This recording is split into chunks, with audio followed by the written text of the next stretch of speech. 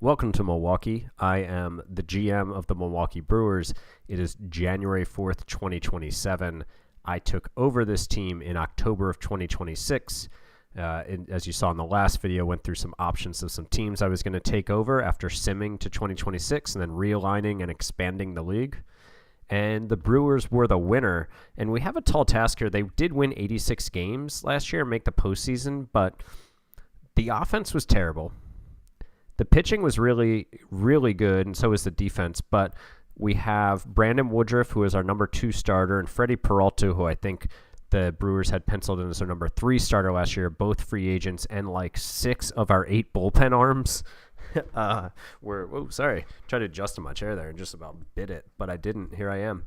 And so like 6 of our bullpen arms were free agents too. So basically like the team got by on pitching last year, but our pitching staff was all leaving. And we it didn't come out right. What I'm trying to say is we didn't have guys coming up to replace them. Basically what I'm trying to say is there's a lot of work to get this team. So I have jumped into the offseason and let's just go right in and see what's happened here, what I've done. So this was October. Not a lot happened in October when I came in. Then November, let's go in reverse order here, or in the right order here. I brought in a new pitching coach. I brought in, some new staff. But the first major move I made was, and I hinted at this in the last videos, I traded William Contreras. And now why did I trade William Contreras? Well, in this sim, he was still really highly regarded, honestly, regarded as one of my better hitters, but he just hadn't been that the last 2 years, and he had 1 year of team control left.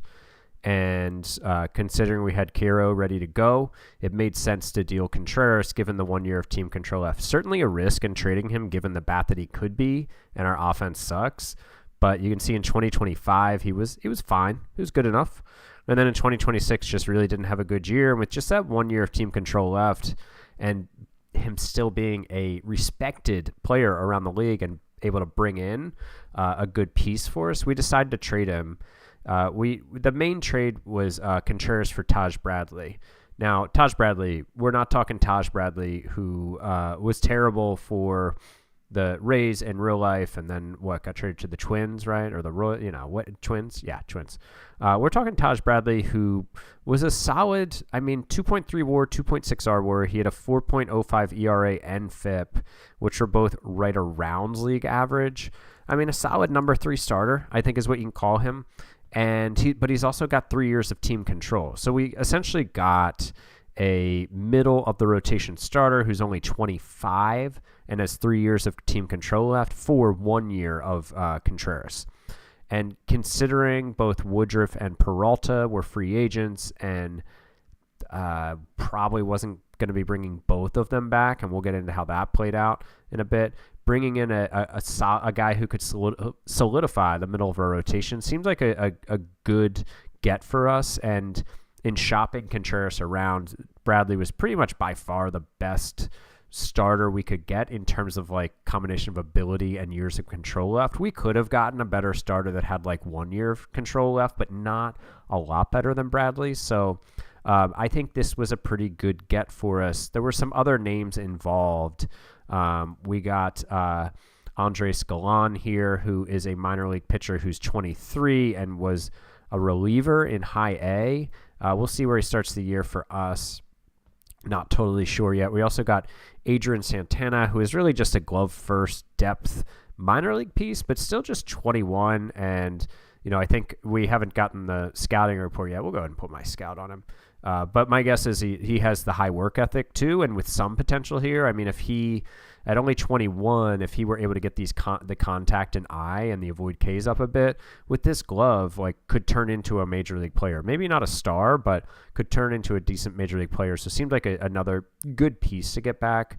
Tampa also, for some reason, really wanted Connor Thomas, who is he was in AAA for us last year. So sure.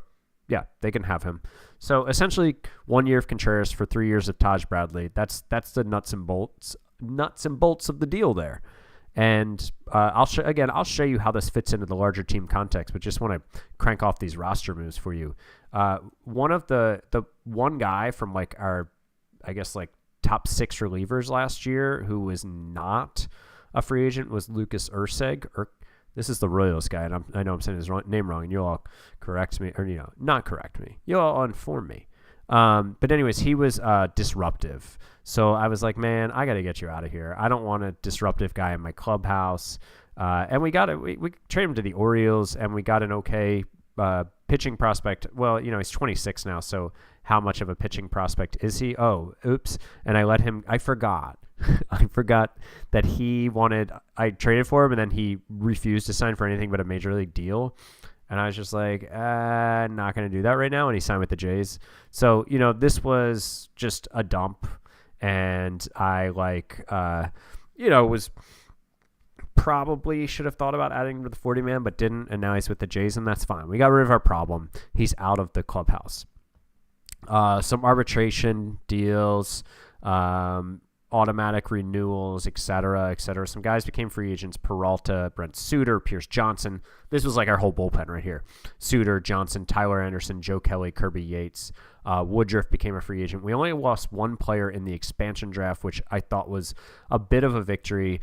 Tobias Myers. Would have liked to have had him around for sure. He spent most of last year in the minors in AAA and really wasn't very good. Now, I guess I should say the pitching environment, obviously, it's a hitter's environment if a 5.39 FIP is league average and a 5.68 ERA is only 5% worse than league average. So, and he was a bit better when he was up, but at 28 years old, there were other guys I was more interested in protecting. And I figured I might lose him, and he was, of the unprotected guys in the draft, he was one that I kind of didn't want to lose. But if this is like your worst case scenario, like, I think that's a good expansion draft. I think we had a good list. Brandon Woodruff became a free agent, and then into December, let's just get cranking here. We signed Adrian Morejon to a 1-year, $6 million deal as a lefty in our bullpen, and Morejon was in San Diego, obviously in 2025, and was pretty good ERA-wise and FIP-wise, a league average-ish.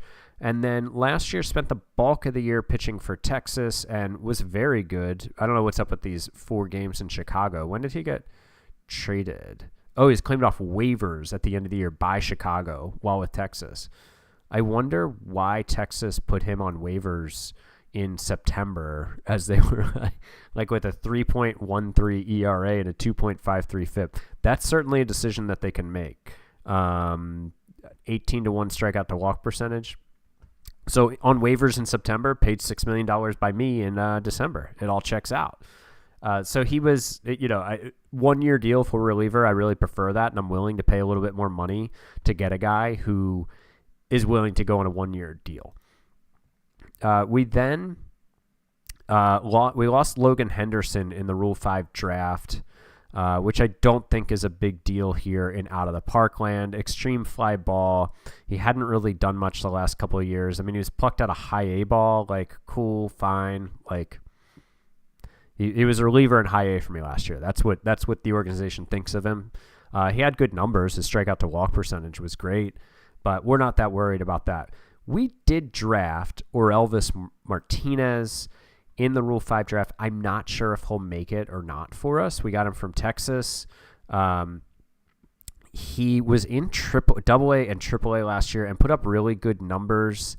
He gives us like a utility infielder. I do prefer my utility infielders to be able to play shortstop.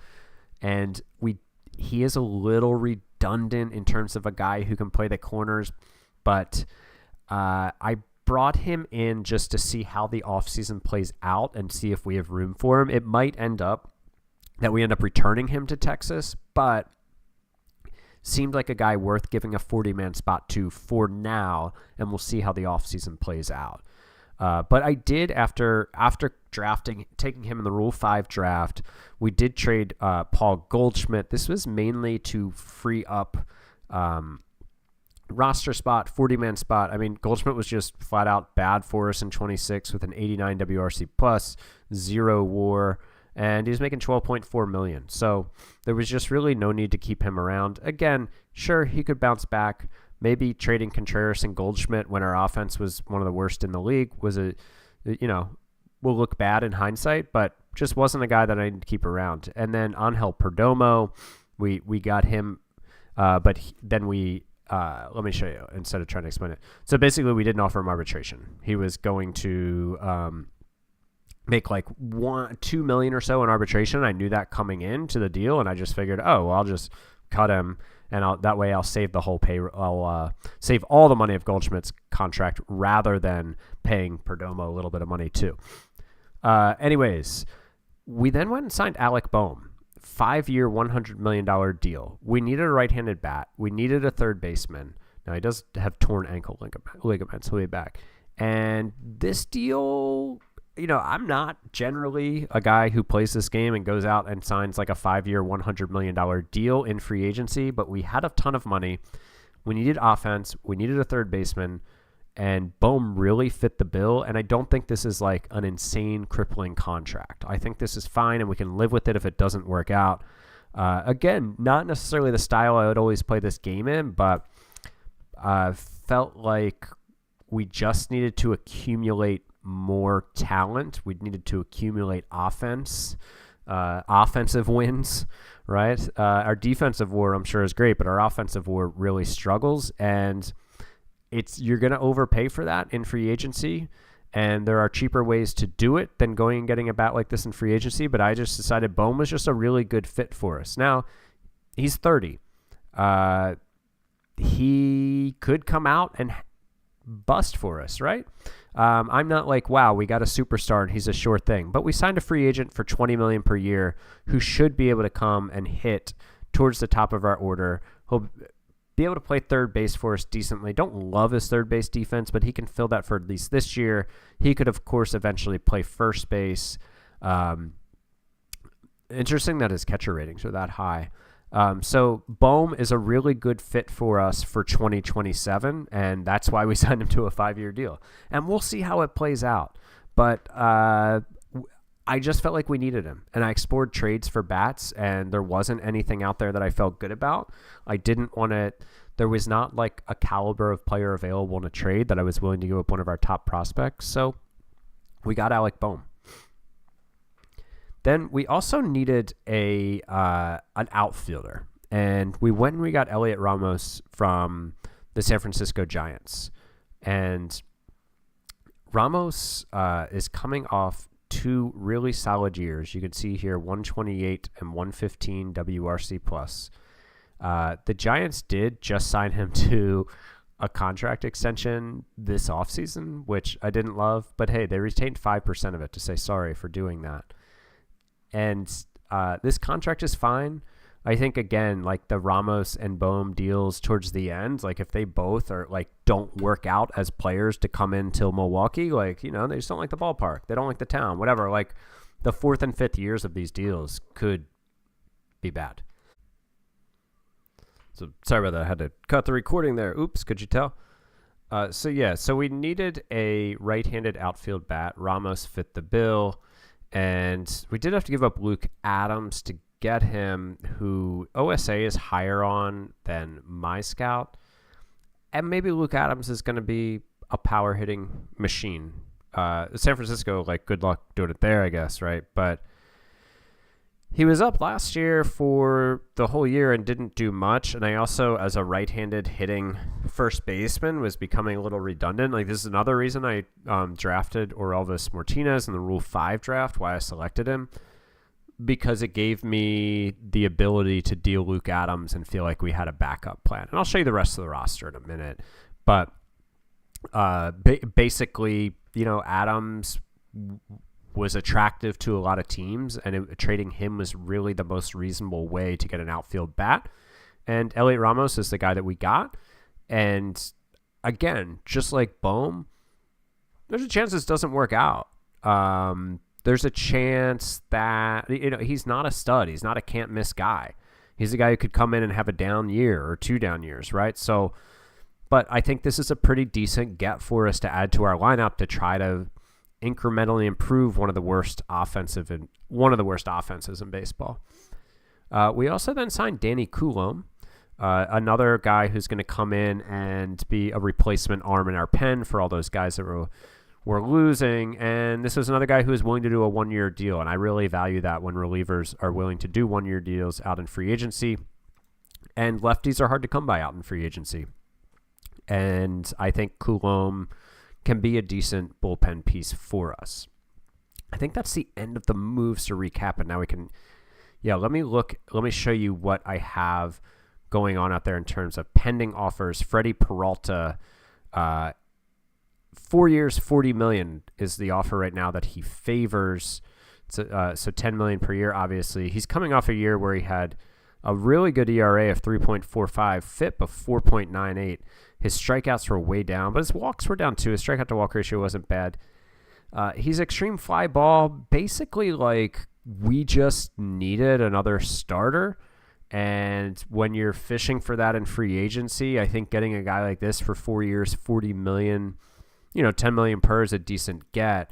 Again, building more of this team than I'd like through free agency between Bohm and Peralta and the bullpen. But like just kind of where we were at as a club, and we had the budget room. You can still even see after bringing in Ramos, these offers out there, bringing in Bohm, like we still have $59 million for free agents. Like I think we had close to $90 million when this started. So also have Orioles legend Sir Anthony Dominguez, trying to bring him in. He pitched for Miami and New York last year.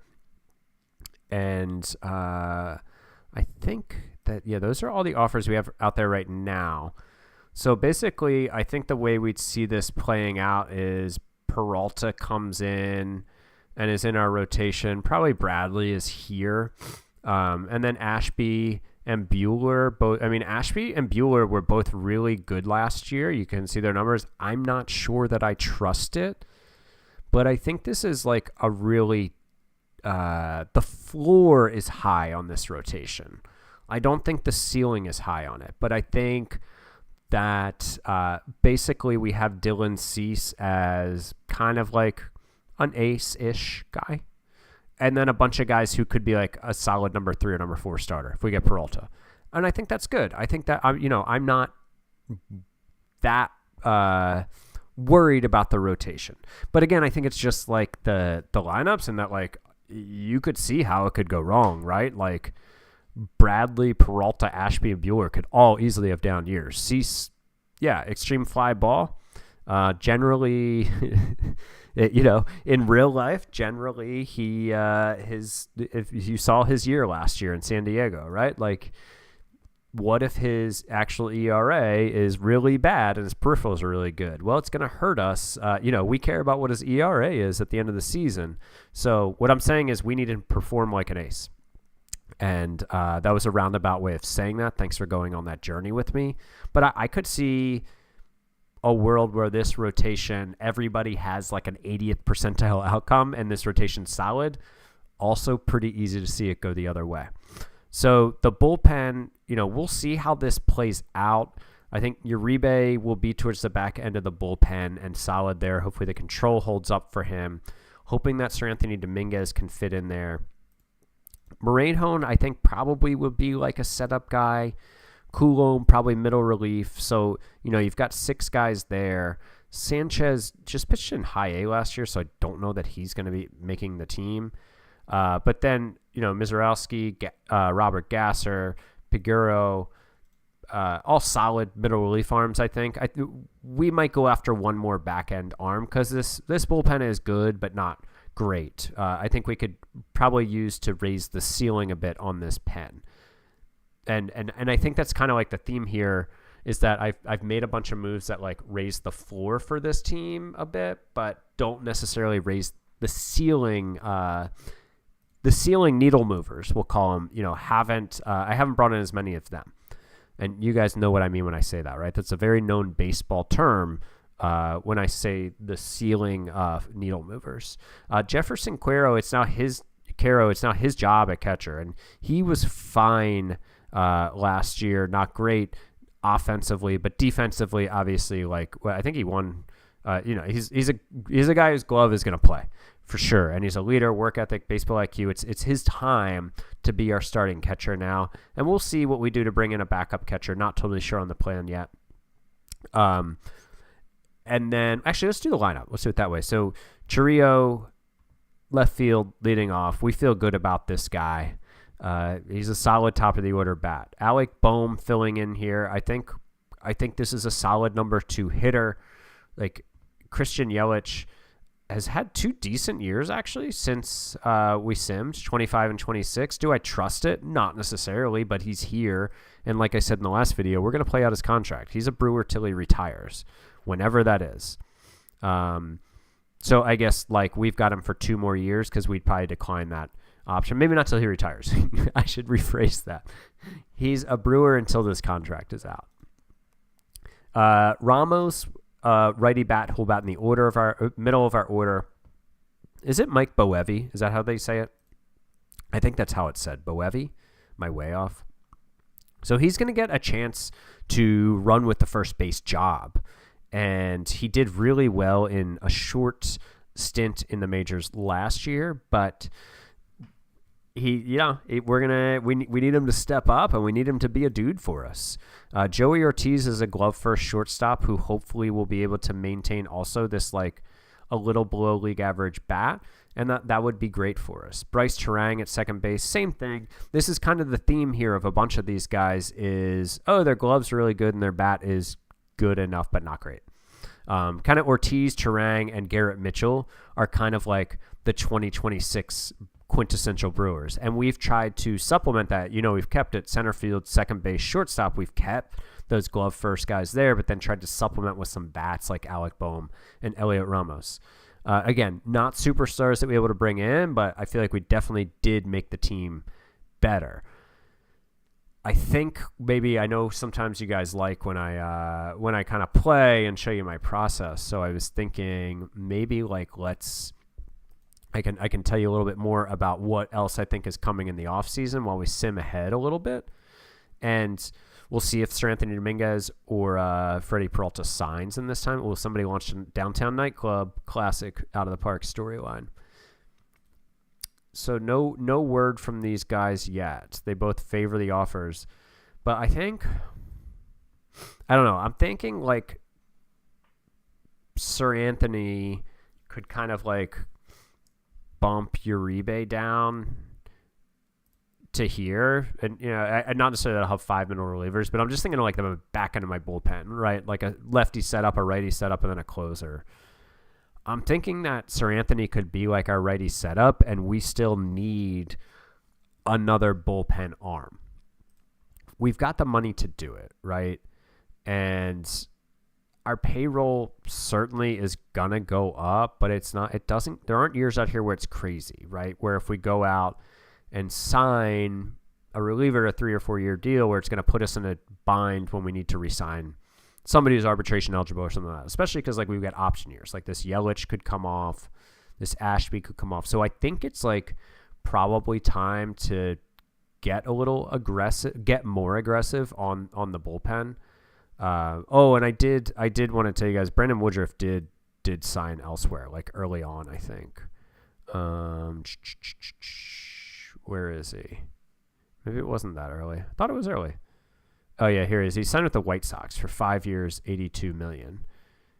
Which I think I said at the end of the last video I was going to switch myself into this division because it would be more fun to play with the Cubs and the White Sox. I didn't do that.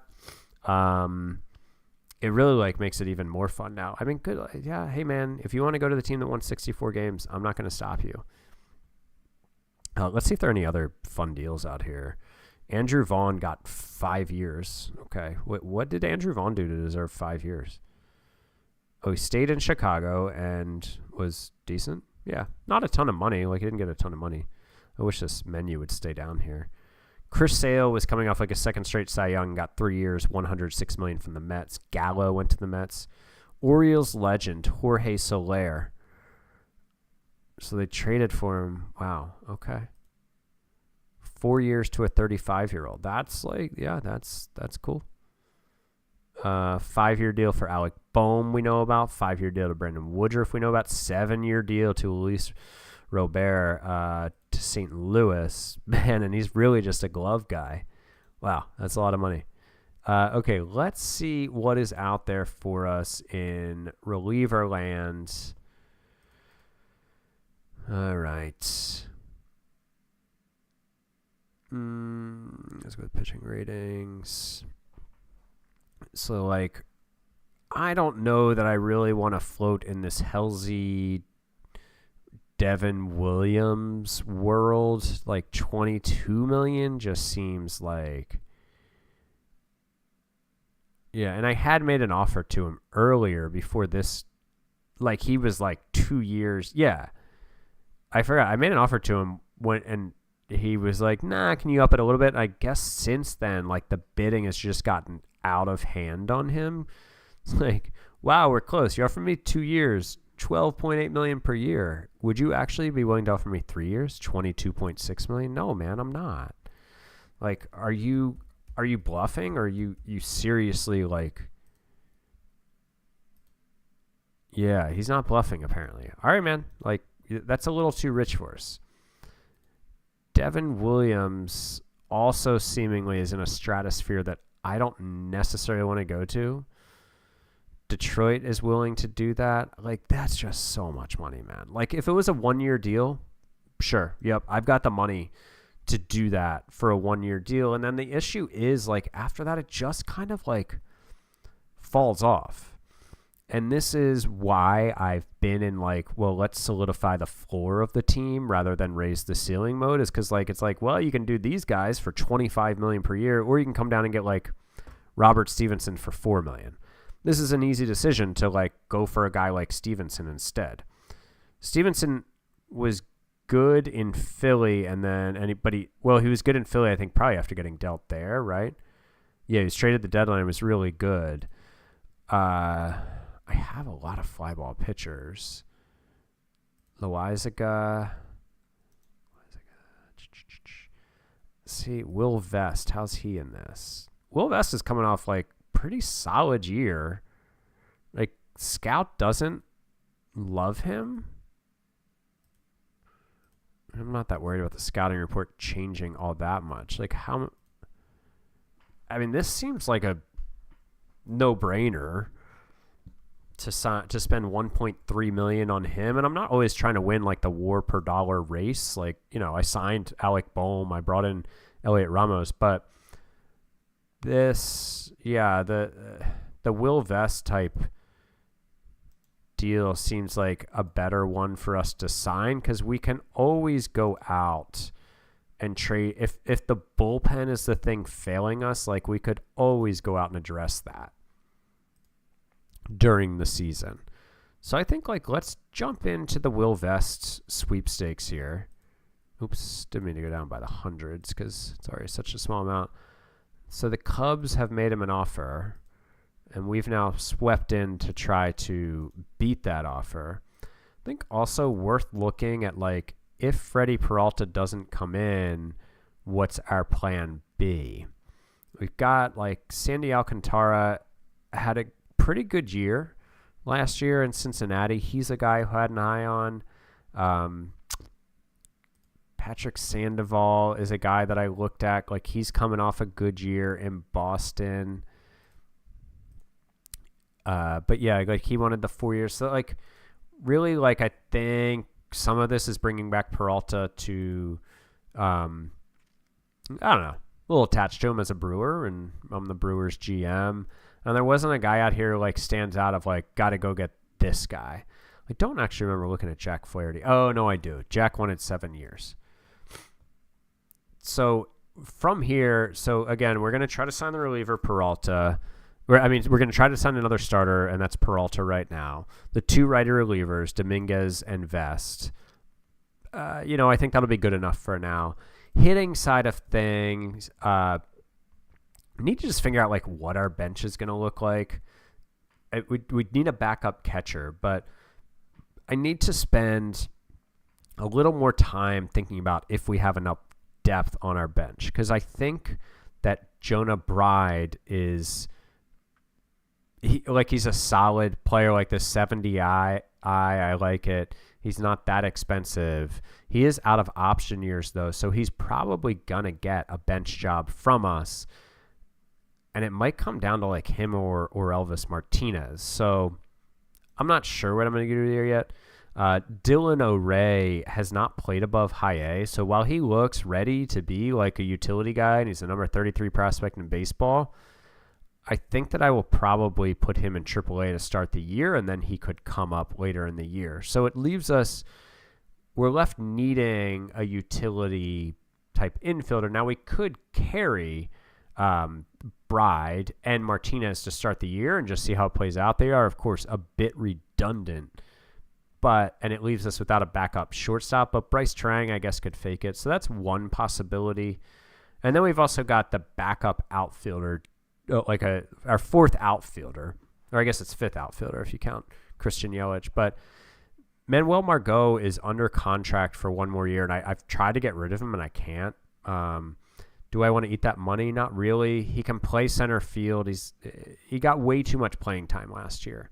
So if we can limit his playing time, maybe he's a decent fourth or fifth outfielder. We've got other guys in the mix, though. Blake Perkins is out of options and was decent in Nashville last year. He can play center field. So it's kind of like Perkins and Margot will be battling for that last bench stop. But Sal Frelick has not broken through in this. And to be honest, I'd like to give him a chance too. But the thing he's got going for him is he's got options left, whereas the other guys don't. I guess that's working against him to make the team, I should say. Tyler Black has options, so he'll be a minor league piece. But I suppose that I could try to get a better fourth or fifth outfielder, but it's already so crowded there, and I think these options are adequate. So I think backup catcher is probably the only move we're going to make on offense the rest of the way. So I'll play it out a bit. We'll come back here before we wrap this video, and I'll recap kind of like how the rest of the offseason has gone. But that's kind of where I'm trying to take this, the rest of this roster as we go through the offseason. Okay, so the offseason is just about done. We're up to February 26th, so spring training begins. I guess you can say it is done, not just about done. And we'll recap the rest of it. Got some non-surprising things here. I think in February there's one move here that you're going to be surprised by. So we brought back Freddie Peralta, 4 years, $40 million, only $10 million per year. And I mean, I like that I'm bringing back a Brewers player, right? It's sometimes I don't try to be too sentimental about it, but I try to have a little bit of sentimentality. And with some of my sims, like, I'm going to keep Yelich in this one. I've done that in various sims where in Philly, I was like, I'm going to keep Harper the whole time. So stuff like that. So it fits that kind of thing that I try to do. And, this ERA and FIP difference of 1.55 is just wild. A little discouraging that it's the peripherals that are bad. The strikeouts down 2.3, but the walks were also down too. Like a strikeout to walk ratio was I was in similar territory here. And it's not like the deal is so bad that if he bombs, like, we won't be able to recover. 4 years, $10 million per year. I think this is a fine price to pay, free agent price, for a guy who can hopefully solidify the middle of our rotation. That's what we're hoping for. Sir Anthony Dominguez also in, again, the 1 year deal thing. Not an amazing reliever, not a sure thing, but given the state of our pen and how many holes we had in it, it was either pay an elite guy $20 million plus per year or try to piece it together with guys like Sir Anthony. Got a little ahead of myself there on that sentence. And I obviously chose the latter of those things, and for things I talked about earlier in the video, just wasn't going to spend $20 to $30 million per year on a reliever right now. I don't want to say I've never done it, because I'm sure I've done it before, but it is not the norm at all. Also brought in Carson Kelly, 1 year, $5 million deal to be our backup catcher. He's a captain. He's decent defensively. He's 1 year removed from a 3.2 WAR year. This gives us some insurance if Caro flops.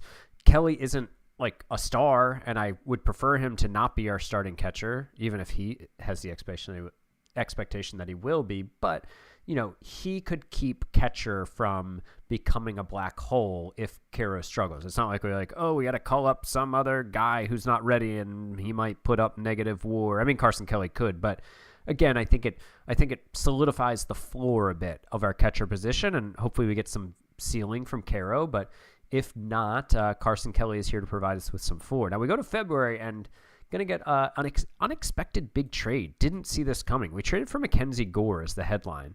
We also got DJ Hers. But how this came about is, and we'll go look at the rotation in a minute, I was not feeling great about our rotation after the number one spot. I feel like, I said this early in the video, I feel like I had Cease, who's close to number one, and then a bunch of guys who are probably more like 3s or 4s. And I'm not sure that Gore is more than a 3 or 4, but I think he has the potential to be.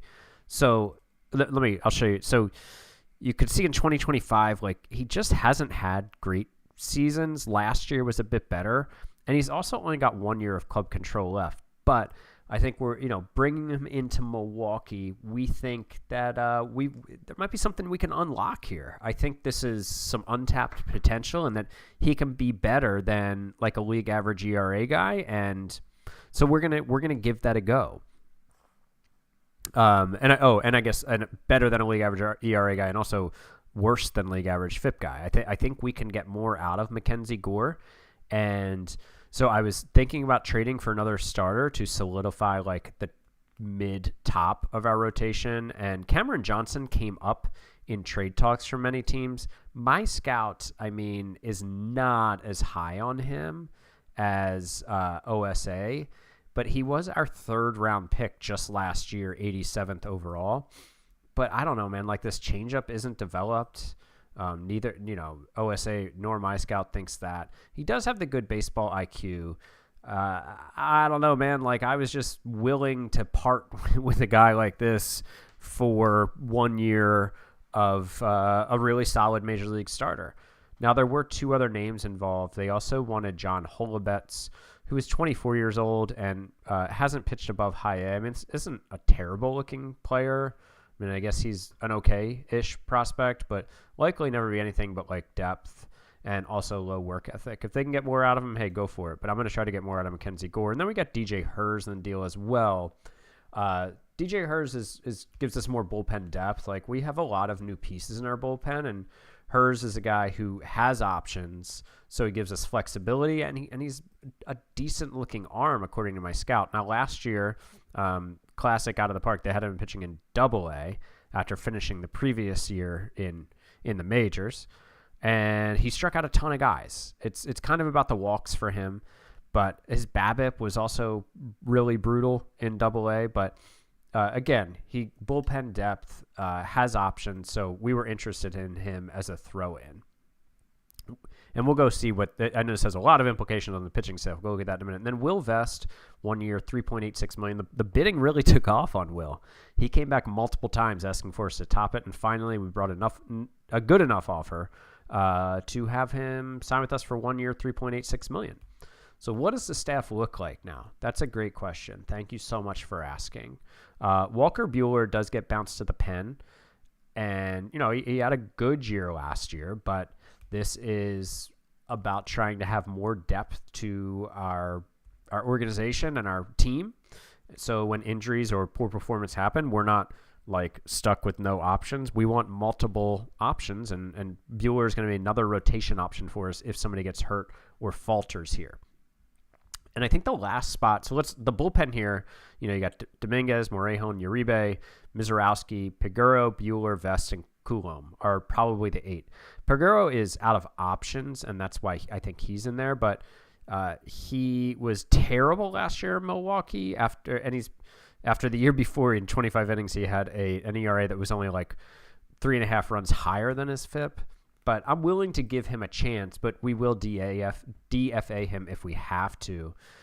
Really, it comes down to 3 guys with options for the last spot because Buehler, Vest, Coulomb, Uribe, Morejon, and Dominguez are all going to be there. So it comes down to Mizorowski, Gasser, and Hers, and I think Mizorowski is the clear shoe-in here. Like, he hasn't gotten a chance, and he's Jacob Mizorowski, so just from like real life, I want to give him a chance. But also, like, I think this profile could play, and he did bump up his velocity. Now, his stamina took a big hit, which sucks.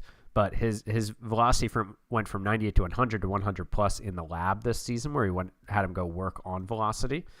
And so he's going to be the guy getting that last spot. But Gasser will have a chance. And this is all barring like injury. And then Hers. So I think, we're going to need more than 8 guys in our pen, right? And we now have guys like Gasser, like Hers, and even like Easton McGee and DeKimber Sanchez and DJ McCarthy. I think what I'm trying to say is like our 40-man roster now has better depth and a higher floor to supplement our 26-man roster when like the need arises.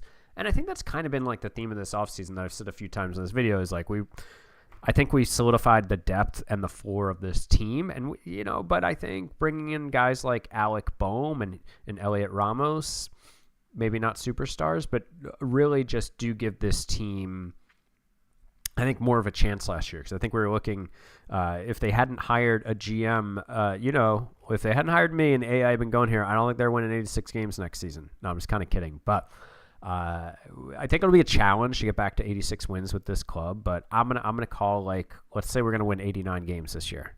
You guys think we can do it? Are you taking the over or the under on 89 wins? That's what I want to know.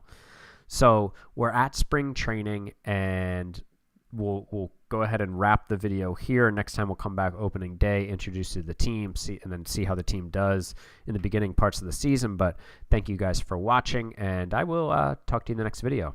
Bye.